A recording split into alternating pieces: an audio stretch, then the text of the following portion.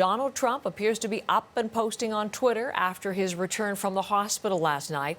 One of his latest messages is about the flu, suggesting it can be as bad as COVID-19. Trump, despite being infected and contagious with the coronavirus, claims in a re-election campaign message that he has not felt better in years. I didn't feel so good. And 2 days ago, I could have left 2 days ago. 2 days ago, I felt great, like better than I have in a long time. I said just recently, better than 20 years ago. We're going back to work. We're going to be out front. As your leader, I had to do that. I knew there's danger to it, but I had to do it. I stood out front. I led. Nobody that's a leader would not do what I did. And I know there's a risk, there's a danger, but that's okay. And now I'm better, and maybe I'm immune. So that campaign message is now on social media, posted within minutes of Trump doing this, taking off his mask as he stands on the White House balcony as he returned from the hospital. That image, Trump standing maskless and infectious after days of intensive medical treatment with experimental therapies unavailable to most Americans, and his quote there, "Maybe I'm immune." That moment may now rival any other in Trump's norm-breaking presidency. It's a new point of contention for both sides of the presidential election campaign. Kate Fisher brings us that story. She's in Washington this morning.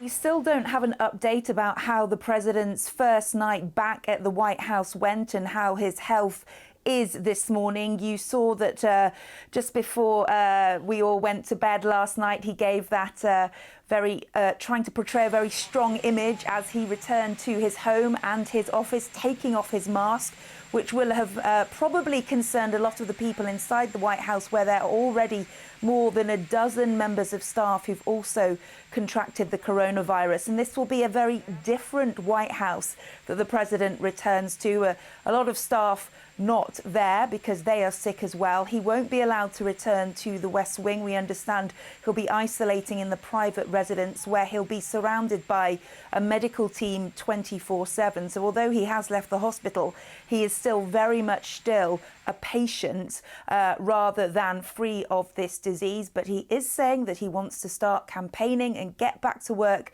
as soon as possible, even though his doctors are still saying that he's not out of the woods yet. I want to come back to that campaign in just a moment, but something that you were mentioning, how he certainly isn't the only person at the White House who is positive. First Lady Melania Trump also infected. We know we're getting up more than a dozen in terms of the other people around him, staff, wider Republican circles. That White House is a real hot spot at the moment. What is the latest you're hearing on that and the concerns to protect those who are still working there? That's right. It's essentially become a breeding ground for this virus. It is journalists I work with were joking that it's more dangerous to go and cover news at the White House than, say, a war zone at the moment, because simply the virus seems to be everywhere there. And the president, who is still infectious, has returned. As you say, more than 12 members of his staff and his wife.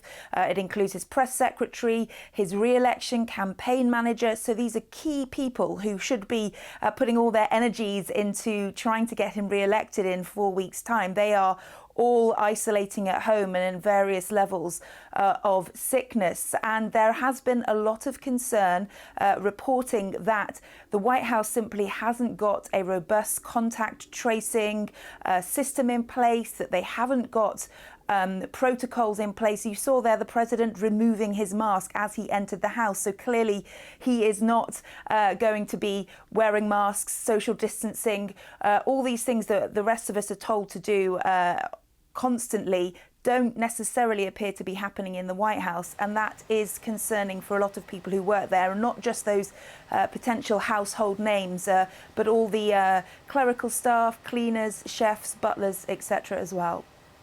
At risk as he remains contagious by his own doctor's admission. So let us come back to the campaign, because that scene that we're going to look at, a couple of videos to show you, all deliberately orchestrated for the messaging. So this video captured just moments after the president turned from the cameras, walked into the White House, then he came back out, reset himself, had a camera crew behind him, walks back in. So looks like this is sort of a second take for what he was videoing for the campaign. And then the ad came out on social media just minutes later. Let's look at that.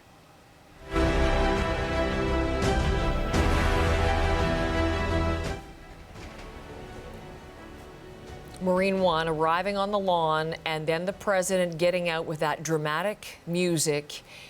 And here comes the president.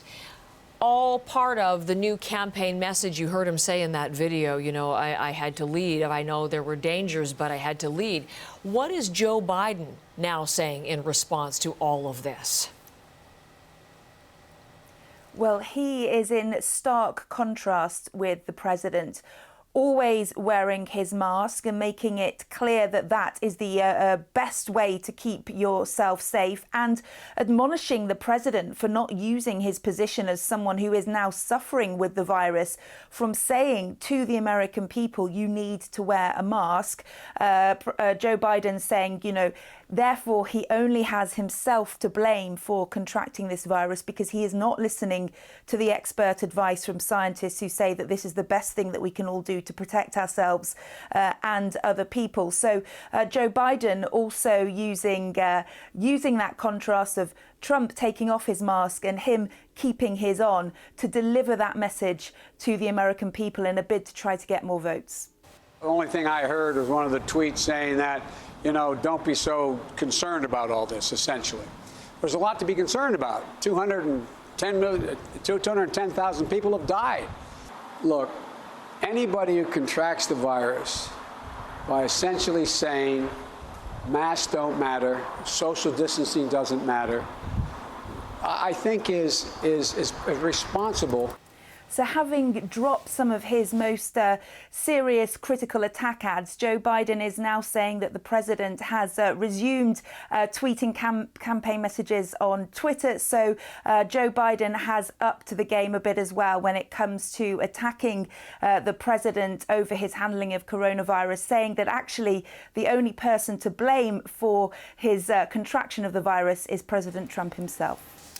That is reporter Kate Fisher from Washington.